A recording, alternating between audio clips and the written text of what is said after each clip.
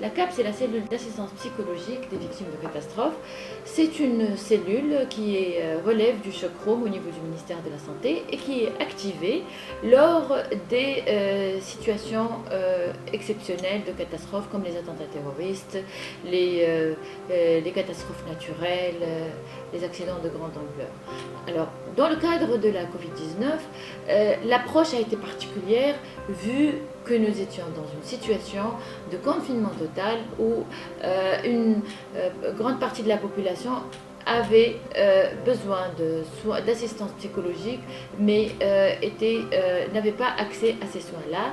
Donc, on a pensé à mettre en place une ligne verte gratuite que n'importe quelle personne sur le sol tunisien pouvait appeler pour avoir accès à un professionnel de la santé. Nous avons commencé par recruter des étudiants bénévoles de la Sociamed et des psychologues du Croissant Rouge qui ont assuré le travail des téléopérateurs.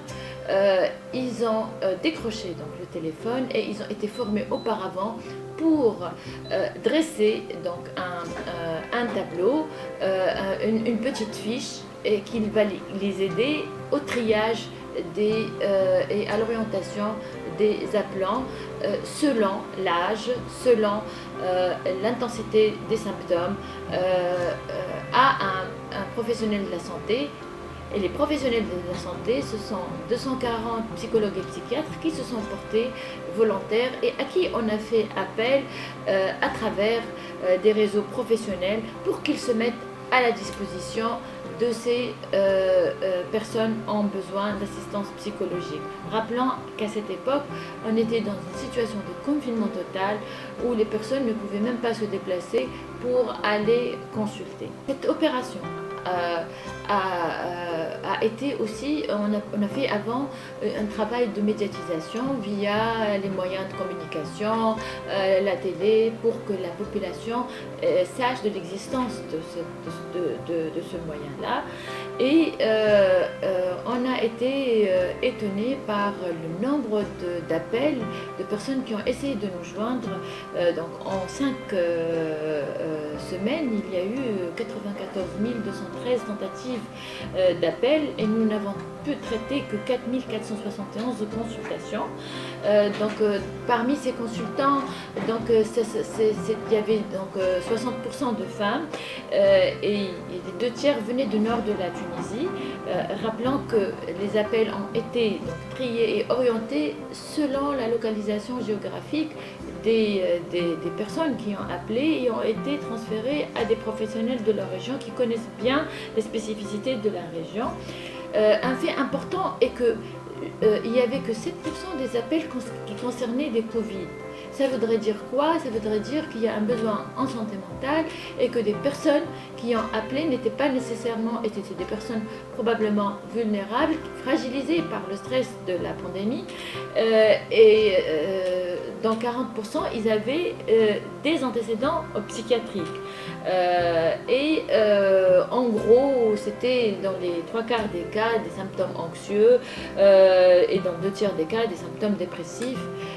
Un fait important, il y avait quand même 5% des appels où il y avait des idées suicidaires et les interventions ont varié.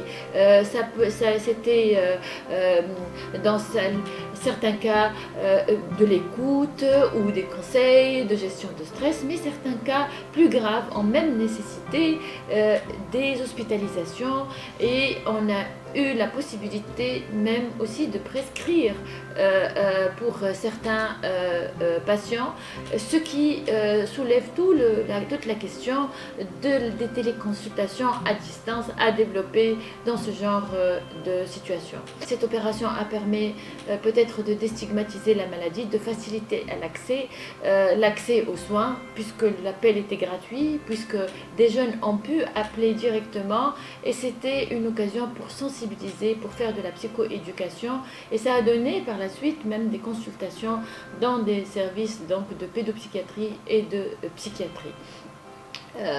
Cette expérience aussi nous a permis de prendre conscience de l'importance de la mise en place de ce genre de pratique.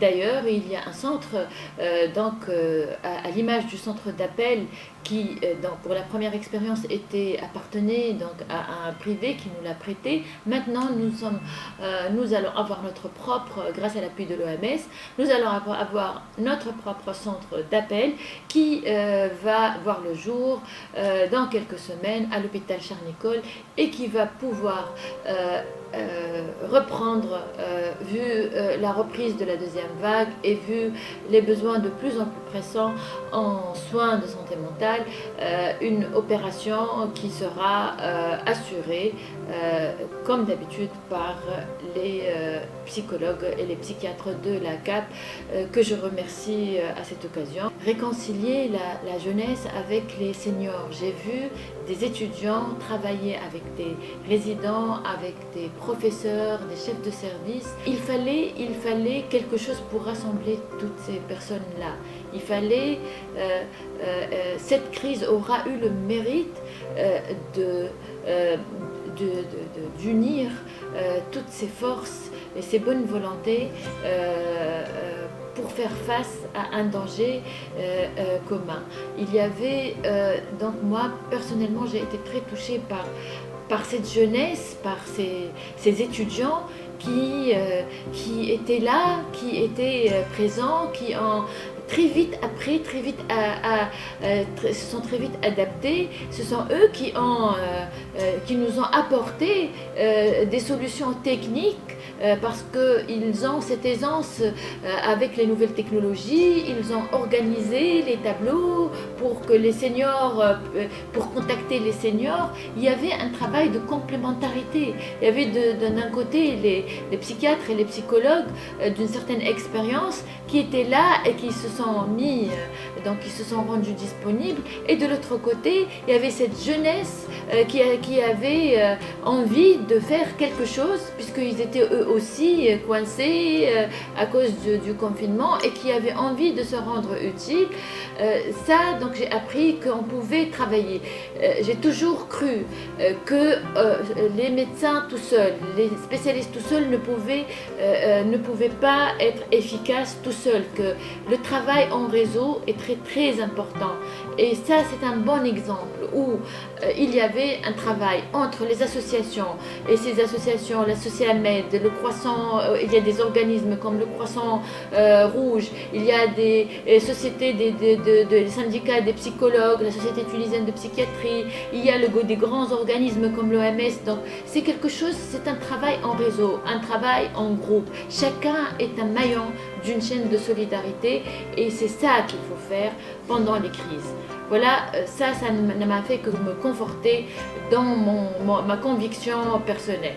Maintenant, il faut que cette expérience ne part pas en l'air. Ce qu'on a gagné de cette expérience, c'est que voilà, on va avoir l'appui pour mettre en place un centre qui va rester pour la CAP et qui va pouvoir assurer.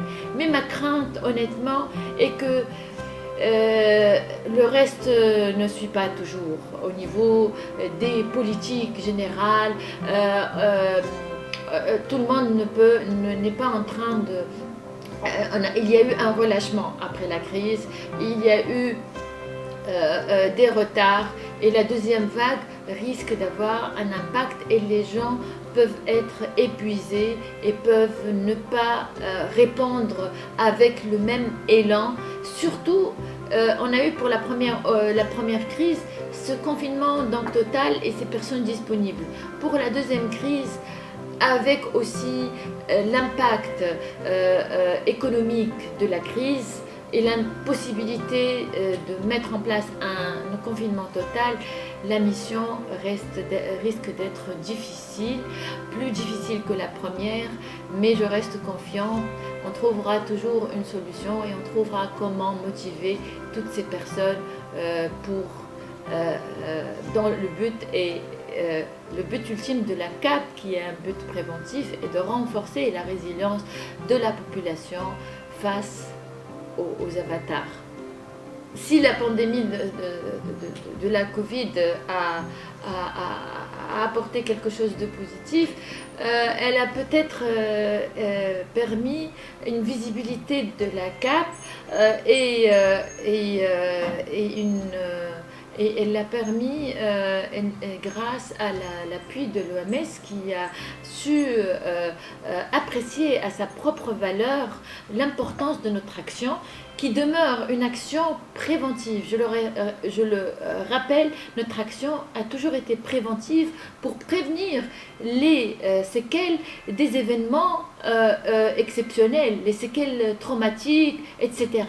Et je pense que l'OMS a su apprécier la pertinence de cette action, et je pense qu'en appuyant notre activité et en nous donnant les moyens de les faire, nous allons diminuer considérablement l'impact des événements potentiellement traumatisants. Cet élan de solidarité pratiquement spontané de tous les professionnels de la santé. C'est vrai que c'est leur travail, mais le travail qui a été assuré par la CAP n'est pas du tout